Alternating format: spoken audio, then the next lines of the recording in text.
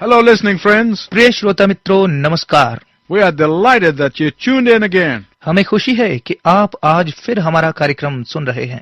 We have been going through a series of messages from the life of Abraham. हम Abraham के जीवन से संदेशों की एक श्रृंखला को देख रहे हैं। And I want to begin by saying that man's natural way of dealing with sin is to try to cover it up.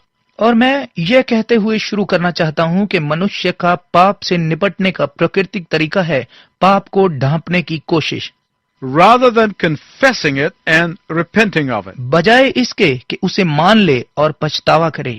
Even the man Abraham, who was called God's friend, यहाँ तक कि वह आदमी Abraham, जिसे परमेश्वर का मित्र कहा गया, when he turned to political expediency, ended up not only lying but trying to cover up his sin.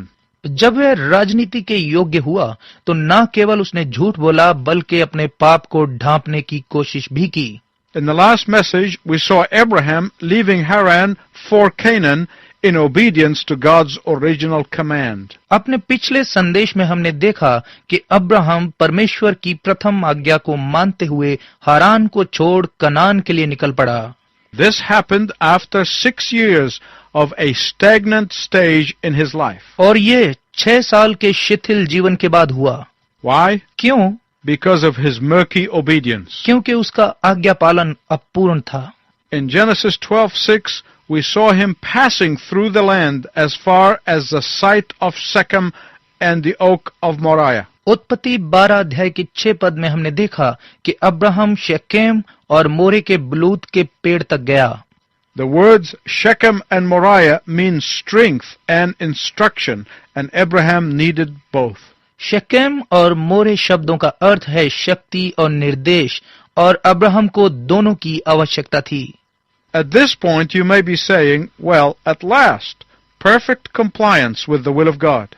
इस समय आप कह रहे होंगे, चलो अंततः उसने परमेश्वर की इच्छा को पूरी तरह मान लिया। Yes and no. हाँ या ना? Abraham gets into Canaan and he gets a surprise. Abraham Kanan में प्रवेश करता है और चकित होता है। When Abraham and company arrived in the land of Canaan, जब अब्राहम और उसका समूह कनान देश में पहुंचा, they held a reservation for the land. उन्होंने जमीन का आरक्षण कर लिया। And that reservation had been confirmed by the highest authority possible. और ये आरक्षण किसी उच्च अधिकारी के द्वारा प्रमाणित किया गया था।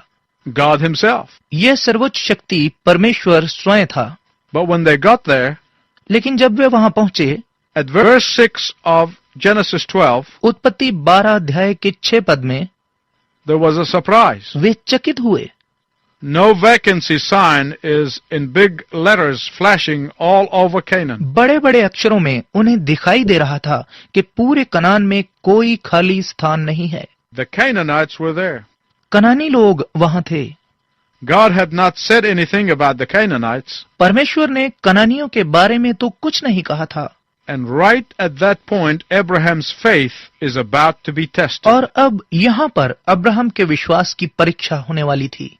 Please listen carefully. कृपया ध्यानपूर्वक सुने। The fact that you are in the center of the will of God does not mean that you will never face problems. ये तथ्य कि आप परमेश्वर की इच्छा के केंद्र बिंदु में हैं, लेकिन इसका मतलब ये नहीं है कि आपके सामने समस्याएं नहीं आएंगी, Or difficulties or adverse circumstances. या कठिनाइयां या विपरीत परिस्थितियां नहीं आएंगी। The fact that you are at the very center of the will of God does not mean that you will not experience temptation. ये तथ्य कि आप परमेश्वर की इच्छा के केंद्र बिंदु में हैं, इसका मतलब ये नहीं है कि आप परीक्षाओं का अनुभव नहीं करेंगे। In fact, that you are at the very center of the will of God does not mean that you will not experience persecution. बल्कि अगर आप परमेश्वर की इच्छा के केंद्र बिंदु में हैं, इसका मतलब यह नहीं है कि आप सताव का अनुभव नहीं करेंगे। I looked in vain in all 4 Gospels. I cannot find even one time that Jesus promised a bed of roses or trouble-free life. चारों सुसमाचारों में मैंने ढूंढा, लेकिन सब व्यर्थ निकला। एक भी स्थान पर यह लिखा हुआ नहीं मिला कि यीशु मसीह ने फूलों की सेज या परेशानी मुक्त जीवन देने का वादा किया हो। Now back to Genesis. Right after verse 6 comes verse 7. अब हम उत्पत्ति की पुस्तक में वापस आते हैं और 6 पद के बाद 7वां पद आता है। While Abraham was scratching his head saying, God, you told me to go to Canaan, but you did not tell me about the Canaanites. Abraham ने सिर खुजलाते हुए परमेश्वर से कहा, परमेश्वर, आपने मुझे कनान में जाने को तो कहा, लेकिन आपने मुझे कनानियों के बारे में नहीं बताया। In Genesis 12:7, the Bible said, उत्पत्ति 12 अध्याय के 7 पद में बाइबल कहती है, The Lord appeared to Abraham and said, To your offspring I will give this land. So he built an altar there to the Lord who had appeared to him. परमेश्वर Abraham के सामने प्रकट हुआ और कहा, यह देश मैं तुम्हारी संतान को दूंगा। इसलिए उसने परमेश्वर के लिए वहां पर एक वेदी बनाई जहां परमेश्वर प्रकट हुआ था। That is the way God works.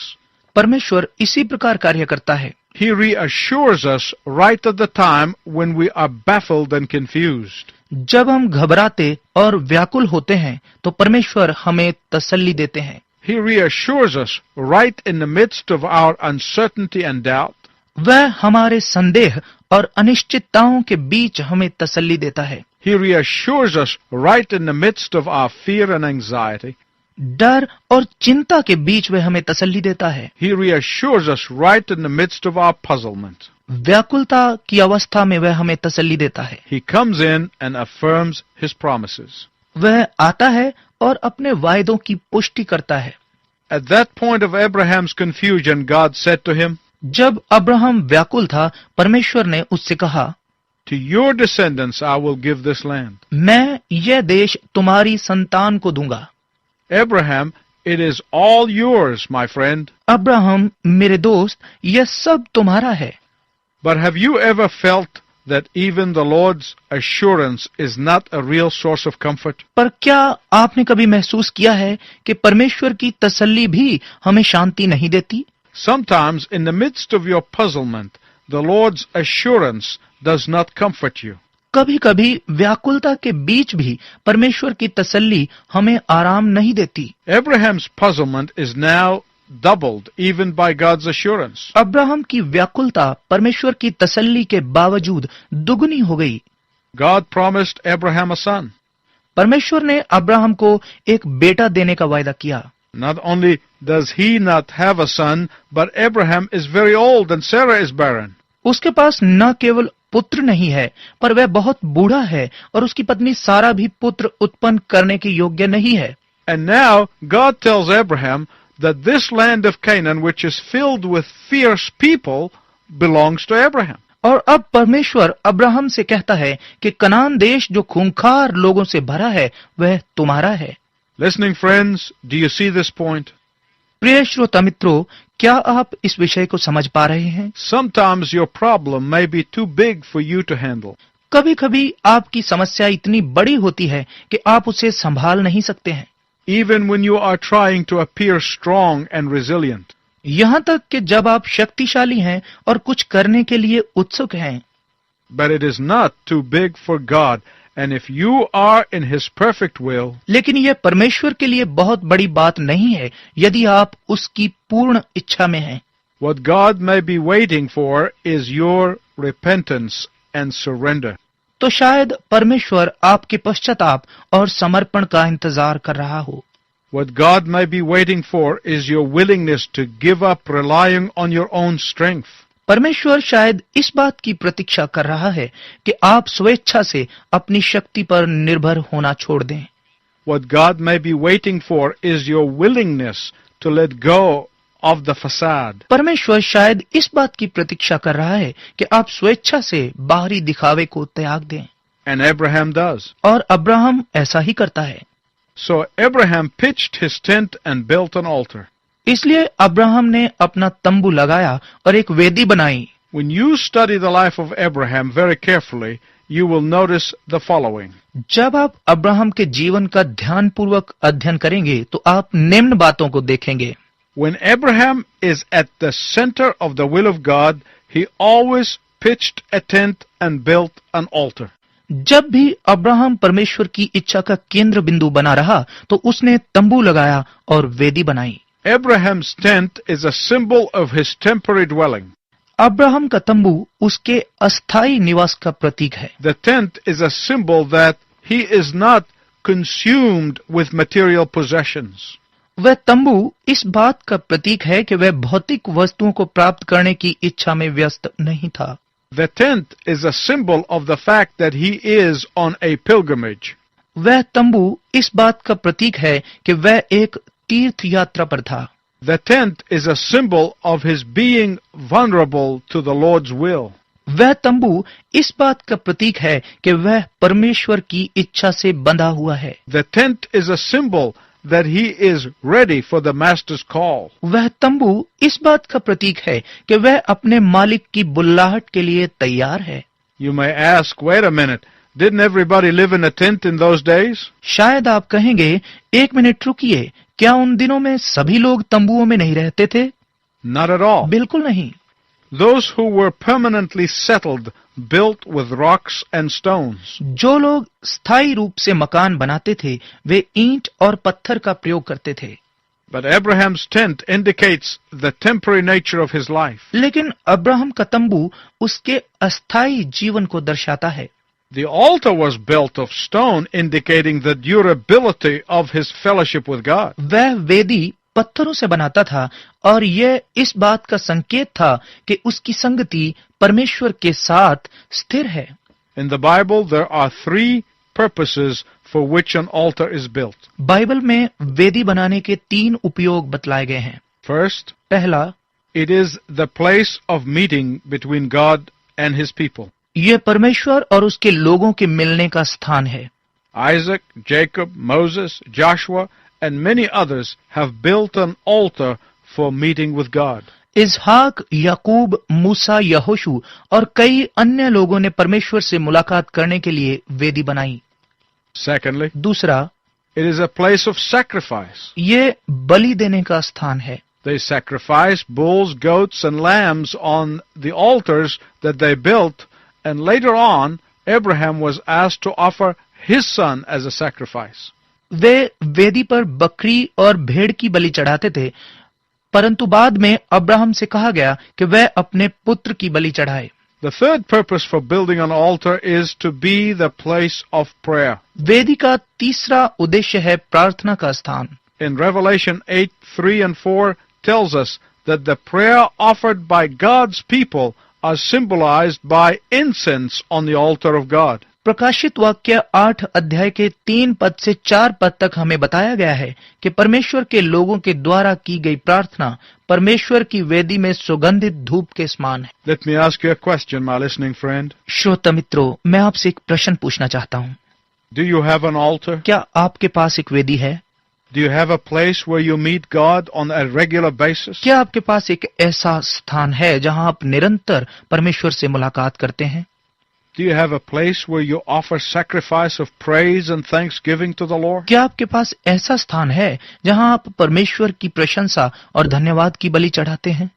Do you have a place where you offer intercession before God? क्या आपके पास ऐसा स्थान है जहाँ आप दूसरों के लिए परमेश्वर से प्रार्थना करते हैं? Verses 9 to the end of chapter 12 of the book of Genesis उत्पत्ति 12वें अध्याय की 9वीं आयत से अंतिम आयत तक gives us a clear example of how a man of God can get out of the will of God and start the downhill descent. यहाँ स्पष्ट उदाहरण है कि किस प्रकार परमेश्वर का चुना हुआ व्यक्ति परमेश्वर की इच्छा से बाहर जाकर पतन की ओर लुढ़क जाता है। Verse 9 to the end of chapter 12. आइए हम पुराने नियम की उत्पत्ति की पुस्तक 12 अध्याय के 9 से 20 पद तक पढ़ें। और अब्राम कूच करके दक्षिण देश की ओर चला गया और उस देश में अकाल पड़ा और अब्राम मिस्र देश को चला गया कि वहां परदेशी होकर रहे, क्योंकि देश में भयंकर अकाल पड़ा था। फिर ऐसा हुआ कि मिस्र के निकट पहुंचकर उसने अपनी पत्नी सारे से कहा, सुन, मुझे मालूम है कि तू एक सुंदर स्त्री है। इस कारण जब मिस्री तुझे देखेंगे तब कहेंगे, यह उसकी पत्नी है। सो वे मुझको तो मार डालेंगे पर तुझको जीती रख लेंगे। सो यह कहना कि मैं उसकी बहन हूँ, जिससे तेरे कारण मेरा कल्याण हो और मेरा प्राण तेरे कारण बचे।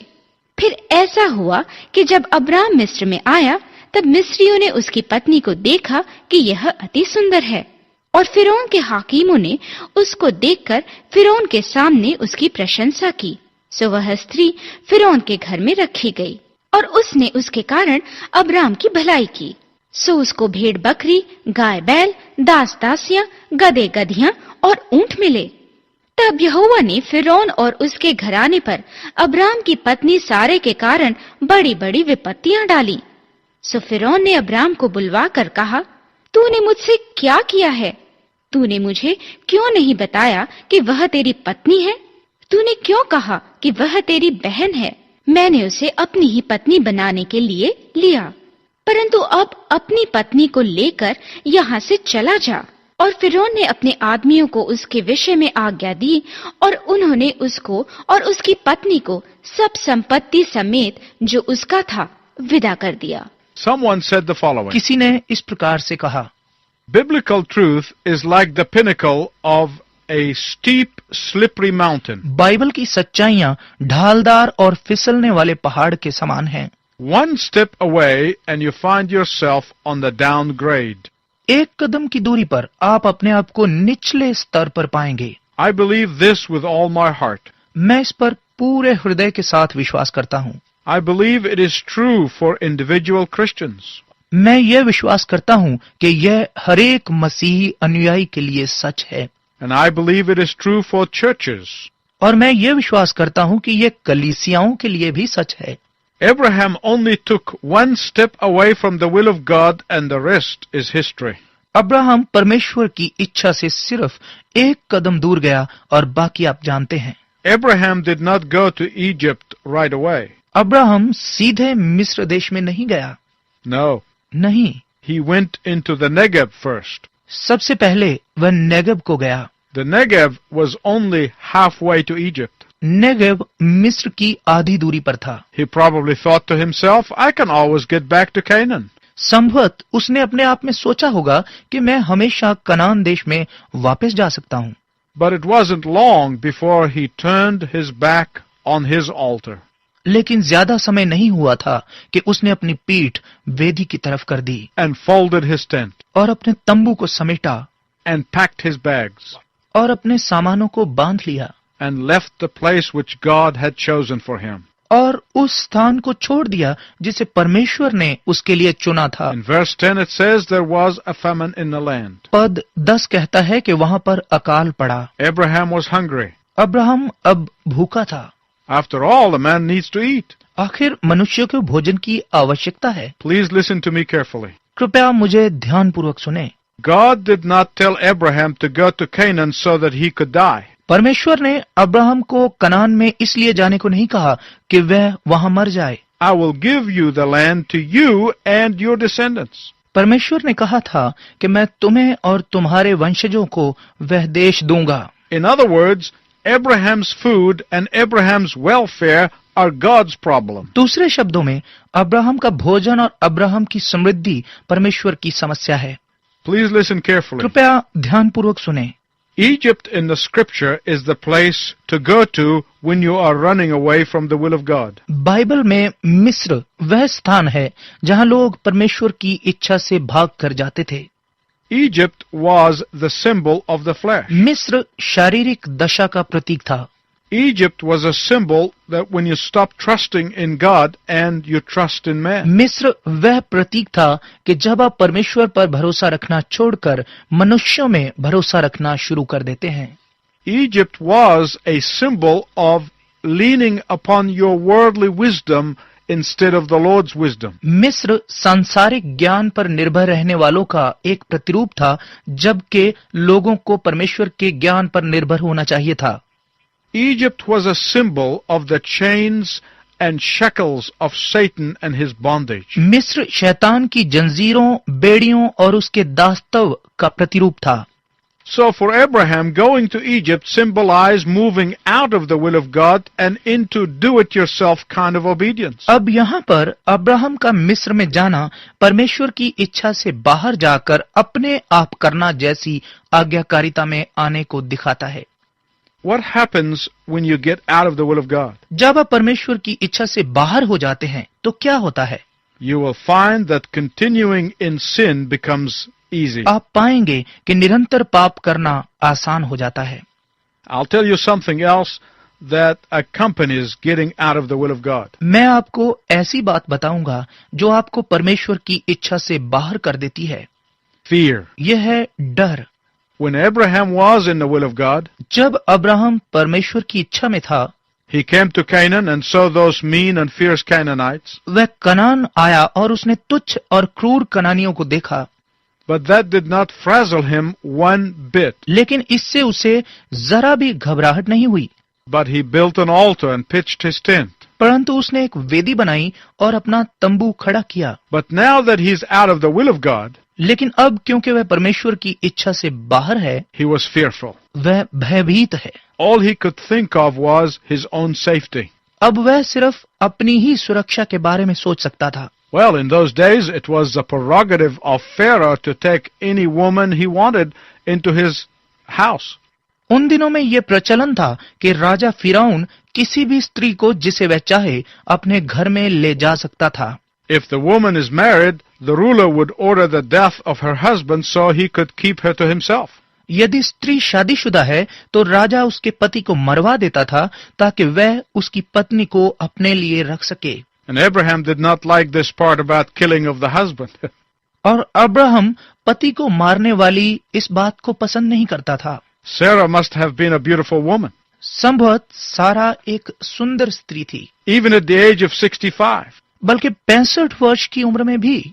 And Abraham knew that. और अब्राहम ये जानता था, So he asked her to join him in the big lie. इसलिए उसने अपनी पत्नी को उस बड़े झूठ में शामिल होने के लिए कहा, Say that you are my sister, कहना कि तुम मेरी बहन हो, which is half truth because she was his half sister. जो कि आधा सही था क्योंकि वह उसकी आधी बहन थी। My listening friends, please listen to me very carefully. प्रिय श्रोता, कृपया आप मुझे ध्यान से सुनिएगा। It is all the intention of the heart. ये सब मनुष्य के हृदय का विचार है। And the intention of the heart of Abraham was to deceive for self-protection. Abraham के धोखा देने का मकसद स्वयं को सुरक्षा प्रदान करना था। Some 1,800 years after Abraham, Abraham के लगभग 1800 साल बाद a husband and wife named Ananias and Sapphira agreed to lie to the apostles.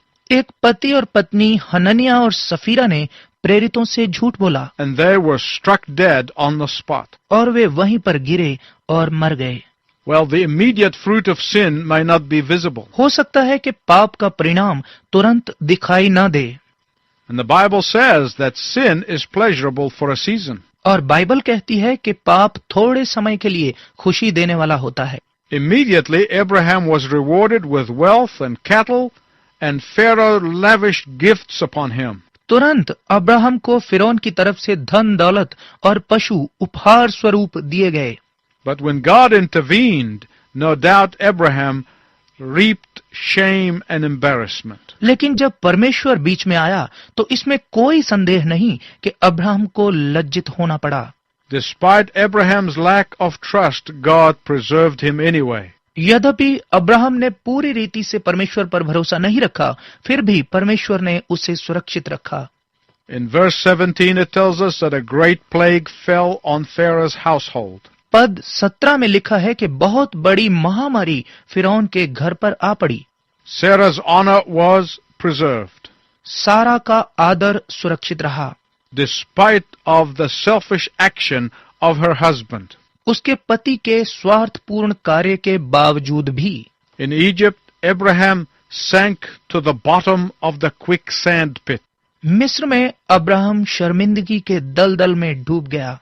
And he was rebuked by a pagan Pharaoh. और वह अन्य जातीय फिरौन के द्वारा डांटा गया। Talk about life's most embarrassing moment. This was one of them. यदि जीवन के शर्मनाक समयों को देखें तो उनमें से यह भी एक था। The friend of God is being rebuked by a pagan. परमेश्वर का मित्र एक अन्य जातीय व्यक्ति के द्वारा डांटा जा रहा है। What did this say about Abraham's testimony? ये अब्राहम की साक्षी के बारे में क्या कहता है? Listening friend, श्रोता मित्रों, Christians who are the most vulnerable to sin are those who think that because they have been justified in the sight of God, can live any way they want. मसीहियों में सबसे बड़े दुख की बात यह है कि वे सोचते हैं कि हम विश्वास के द्वारा धर्मी ठहराए गए हैं, इसलिए जैसा चाहें वैसा जीवन व्यतीत कर सकते हैं। They think that because they are righteous in the sight of God, they don't need to guard against sin. वे सोचते हैं क्योंकि वे परमेश्वर की दृष्टि में धर्मी हैं, इसलिए उन्हें पाप के बारे में सावधान होने की आवश्यकता नहीं है। Some of you are more dependent on your religious affiliation than the gospel of genuine repentance. आप में से कुछ लोग अपने धार्मिकता के बारे में ज्यादा सोचते हैं, ना कि सही सुसमाचार और पश्चाताप के बारे में। Some of you are more tied into the gospel of religious ritual than the gospel of surrender. आप में से कुछ लोग पूरी रीति से सुसमाचार की धार्मिक बातों में बंधे हुए हैं, ना कि सुसमाचार को समर्पित हैं। Some of you are more concerned about your image in the community than purity of life. आप में से कुछ लोग समाज में आपका क्या स्थान है इसके बारे में सोच रहे हैं, ना कि पवित्रता के बारे में। And what God is saying to us today through the failure of Abraham is this. और आज परमेश्वर अब्राहम की इस असफलता के द्वारा हमें जो कहना चाहता है वो है, Put your whole trust in me and I will direct your path. मेरे ऊपर पूरा भरोसा रखो और मैं तुम्हारी अगुवाई करूंगा। You don't need to run into Egypt, तुम्हें मिस्र जाने की आवश्यकता नहीं है, for whoever wants to save his life will lose it. जो अपने प्राण को बचाना चाहता है वो इसे खो देगा, But whoever loses his life for me will find it. और जो मेरे लिए अपने प्राण को खोता है वह इसे पाएगा। It is my prayer that you would say yes to Jesus. ये मेरी प्रार्थना है कि आप यीशु को हाँ कहें। And until we meet